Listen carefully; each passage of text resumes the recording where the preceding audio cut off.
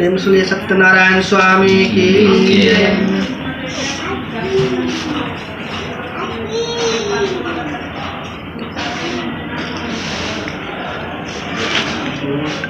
कितना बजे के समय दिए? 8 बजे। और तो बढ़िया से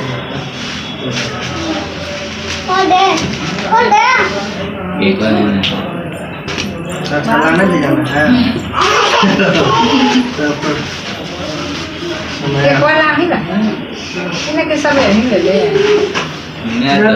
फ्रिज में रहता है, फ्रिज में रख के लेती है सब।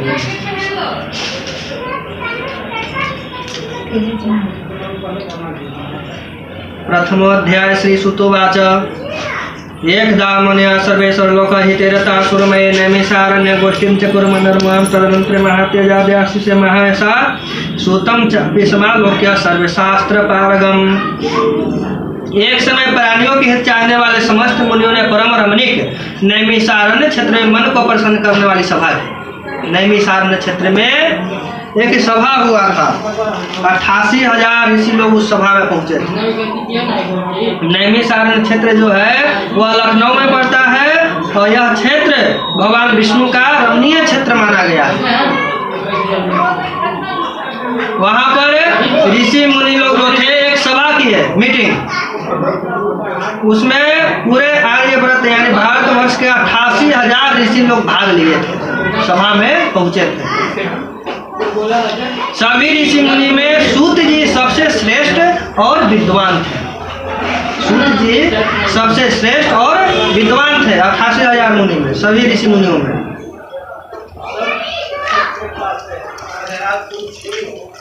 उनको निमंत्रण दिया गया था कि सभा में आए। सूत जी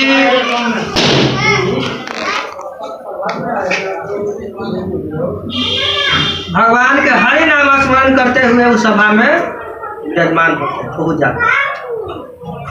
सब लोग उनका इंतजार कर रहा था कि सूत जी कब आएंगे, लेकिन सूत जी कुछ विलंब करके सभा में हरि नाम स्मरण करते हुए वहां पहुंच गए। अति तेजस्वी सूत जी को आते देख महातेजस्वी सोनक आदि मुनिगण खड़े हो गए। जितना मुनि लोग थे सब लोग खड़ा हो गए सोनक जी के आते ही।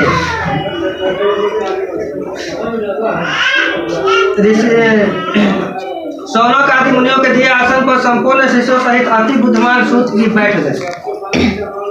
बैठे हुए सूत जी से सोनक आदि मुनियों ने नमस्कार कर हाथ जोड़कर कहा कि हे महर्षि, हे समझे सूत जी, इस कलिकाल में मनुष्य को हरि भक्ति किस उपाय से हो। हे भगवान वह कहिए, क्योंकि कलिकाल में सब प्राणी पाप करने में तत्पर और वेद विहीन हो जाएंगे। कलियुग में प्राणी जो है पाप करने में तत्पर और वेद विहीन हो जाएंगे। उनका कल्याण किस प्रकार होगा। इस कलियुग में मनुष्य प्राणों को धारण किए थोड़ी आयु वाले निर्धन और अनेक पीड़ा से युक्त होंगे। कलियुग में बताया गया है कि प्राणी जो है अल्प आयु यानी कि कम आयु वाला होगा, वेद विहीन, वेद का ज्ञान किसी के पास नहीं रहेगा, पाप करने में आगे पुण्य करने में पीछे रहेगा। तुच्छ ज्ञान वाले मनुष्य अपने वंश सहित नष्ट हो जाएंगे। वेद का ज्ञान नहीं रहेगा, ज्ञान जो है गिर जाएगा और अपने सब वंश सहित मनुष्य जो है कलियुग में अपने आप नाश कर लेगा, खत्म हो जाएगा।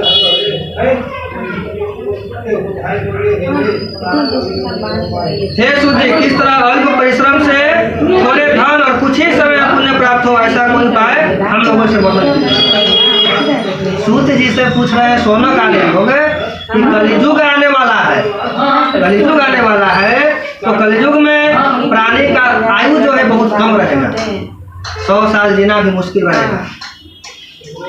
और पहले के लोग 200 साल, 250 साल, 500 साल, उससे पहले के लोग 1000 साल, 2000, 5,000, यहाँ तक कि ऋषि मुनि लोगों को इच्छा मृत्यु प्राप्त हो जाती थी, मृत्यु पर विजय प्राप्त कर लेता था लोग।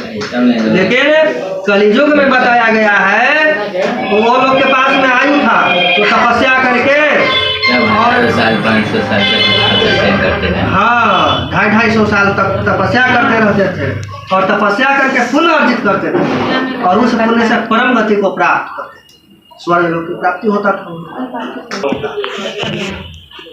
इसी में जो धर्म के मार्ग पर चल रहा है, पुण्य कमा रहा है, 100 साल तक नहीं रह रहा रहेगा। जो धर्म के मार्ग पर चलेगा वही 100 साल जीवित रह सकता है। मार्गगामी जो है 50 साल के नीचे में ही चला जाए। तो कलयुग के लिए कह रहे हैं कि कलयुग में प्राणी जो है अपने वंश सहित नष्ट हो जाएंगे। उनका कल्याण किस प्रकार होगा? कम ही समय में पुण्य प्राप्त हो, ऐसा बताइए उपाय कि कम ही समय में पुण्य प्राप्त हो जाए। भगवान कहता है कि जिसके उपदेश से मनुष्य पुण्य प्राप्त करता है वह उसका भागी होता है। पुण्य का उपदेश करने वाला दयावान, कपट रहित, निष्पाप और निर्विरोधी 4 तरह के मनुष्य नारायण के समान है। संसार में ज्ञानी होकर जो दूसरों को ज्ञान नहीं देता है उस पर ज्ञान रूपी परमेश्वर प्रसन्न नहीं होते। माने भगवान के ही इच्छा से हम लोग पुण्य और पाप करते हैं, है ना। वो पिछला जन्म के प्रभाव से होता है। यहाँ पे पिछला जन्म में कैसा कर्म किए, कैसा पाप भोग कर हम आए और उसी का परिणाम जो है यहाँ मिलता है।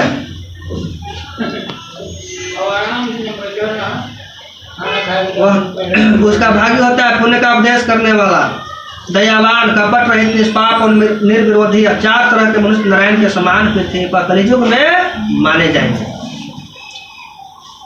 कैसे लोग हैं ये लोग?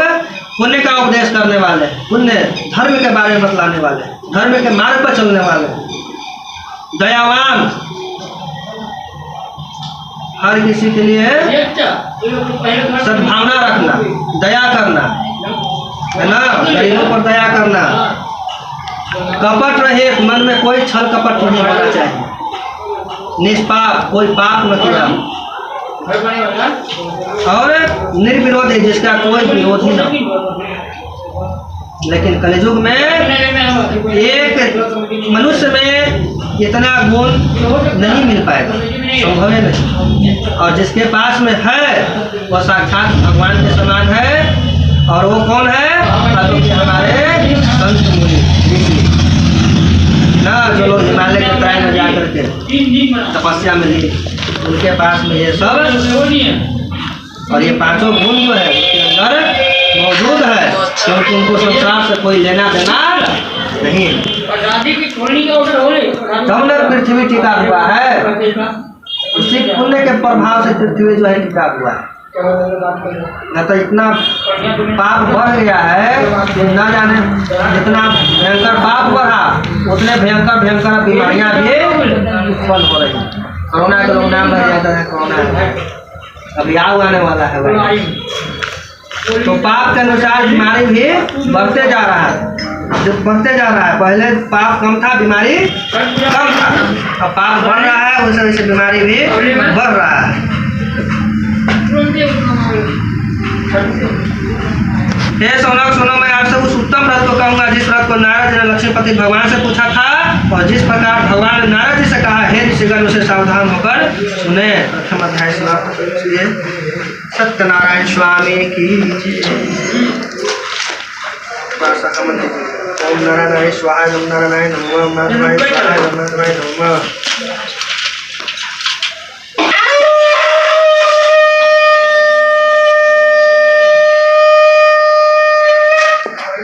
प्रेम श्री सत्यनारायण स्वामी की। द्वितीय अध्याय नारद वाचक। एक समय नारद जी समस्त प्राणियों के हित की इच्छा से अनेक लोकों में घूमते हुए मृत्यु लोक में आए। नारद जी एक बार पृथ्वी लोक पर चले आए। यहाँ उन्होंने देखा कि सब प्राणी अनेक पीड़ाओं से युक्त और अनेक जोनि उत्पन्न होकर पाप करने से दुख पा रहे हैं। नारद जी को कोई भी इंसान सुखी नजर नहीं आया। सब प्राणी जो है इनको दुख में ही नजर आया। यह देखकर विचार किया कि इन लोगों का दुख किस प्रकार दूर हो। ऐसा मन में विचार कर विष्णु लोक में चले गए, भगवान विष्णु के पास चले गए। ये इनका दुख किस प्रकार दूर होगा पृथ्वीवासियों। वहाँ जिनके शुक्ल वर्ण 4 भुजाएं, जिन्होंने शंख चक्र को धारण किया है और वनमाला से सुशोभित देवेश नारायण उनको देखकर स्तुति करने लगे। नारद जी बोले कि हे महाराज, आप वचन और मन से न कहने न ध्यान करने के लोग अनंत शक्ति युक्त निर्गुणात्मक हैं। हे महाराज, आप सब प्राणी को करता और भक्तों के दुख के नाशक हैं। यह स्तुति सुनकर विष्णु भगवान बोले कि हे नारद, तुम किस काम से आए हो, तुम्हारे मन में क्या है, हमसे जो पूछोगे वह हम कहेंगे। नारद जी बोले कि हे नाथ, नित्य लोक के सब प्राणी अनेक जन्म में उत्पन्न होकर निज पाप कर्म से कलेशित हो रहे हैं। हे महाराज, जिस छोटे उपाय से उनका कलेश दूर हो वह उपाय मैं सुनना चाहता हूँ। भगवान बोले कि समस्त जनों पर कृपा कर, तुमने बहुत अच्छा प्रश्न पूछा है, जिसे करने से मनुष्य मोह से छूट जाए। मैं ऐसा उपाय कहता हूँ, सुनो। नारद जी तो दुख से छूटने के लिए पूछे थे, लेकिन भगवान क्या कर रहे हैं कि मोह से छूट जाए, मैं ऐसा उपाय कहता हूँ। भगवान जानते हैं कि सभी दुखों का जड़ मोह। हे नारद, जो व्रत तीनों लोकों में अति दुर्लभ है वह आज आपके कहने से प्रकाशित कर रहा हूँ। वह सत्यनारायण का व्रत है, जिसको विधि पूर्वक करने से इस लोक में सुख और परलोक में मोक्ष मिलता है। यह सुनकर नारद जी बोले कि इस व्रत का क्या फल है और पूर्व में किसने किया था, किस समय यह व्रत करना चाहिए, आप विस्तार पूर्वक कहिए। श्री भगवान ने कहा कि इसको करने से दुख शोक आदि का नाश, धन धान्य की वृद्धि और संतति यानी कि संतान की प्राप्ति होती है तथा सर्वत्र विजय की प्राप्ति होती है। इस व्रत में मनुष्य भक्ति श्रद्धा युक्त किसी भी दिन सायकाल में सत्यनारायण की पूजा करे और भाई बंधुओं तथा ब्राह्मणों के साथ धर्म युक्त सभा से उत्तम नैवेद्य भोग लगावे। केले का फल, घी, दूध और गेहूं का चूर्ण लावे। गेहूं का चूर्ण न हो तो चावल का चूर्ण, खार अथवा गुड़ मिलावे। उनके पश्चात बताया गया है कि इतना होना चाहिए। अगर इतना में कोई एक समान भी है तो पूजा आपका सफल होगा। ज्यादा प्रसाद की जरूरत नहीं, सिर्फ चूर्ण है या चनामृत हो जाए या आपके मैंने शक्ति अनुसार जो भी हो। इनकी पूजा में कोई ऐसी नहीं है, मात्र एक तुलसी पत्र ही चढ़ा दीजिएगा या एक मुट्ठा, वही प्रसाद के रूप में खाएगा भी और वही तुलसी पत्र से उनकी संपूर्ण जो पूजा है वह पूरा माना है।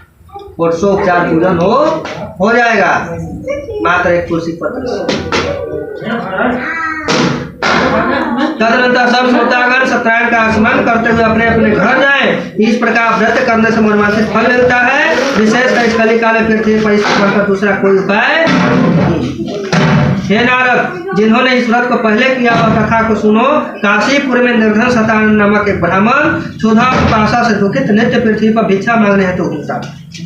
सबसे पहले सत्यनारायण भगवान के व्रत को काशी के एक ब्राह्मण किए जो अत्यंत गरीब थे और भिक्षा के लिए इधर उधर पृथ्वी पर भ्रमण करते। तो भगवान विष्णु ब्राह्मण के प्रिय है।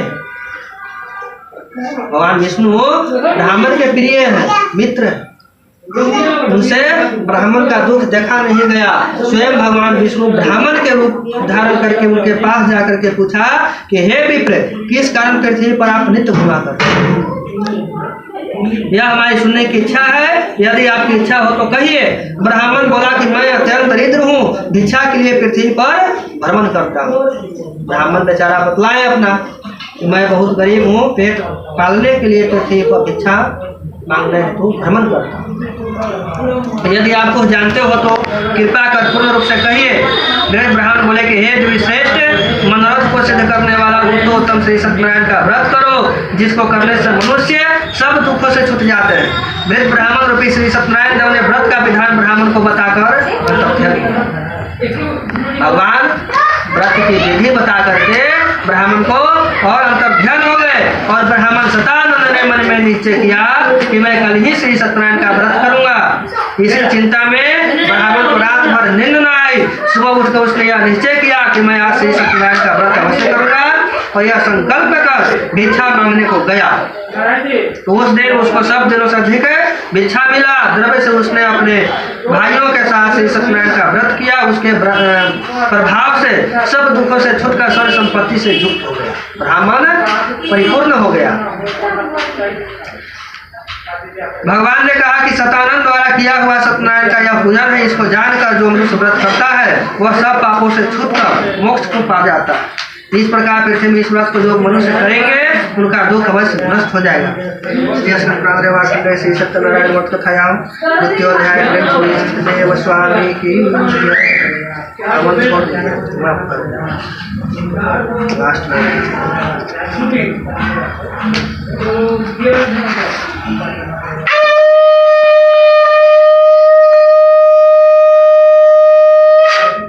प्रेम से बोलिए वृंदावन बिहारी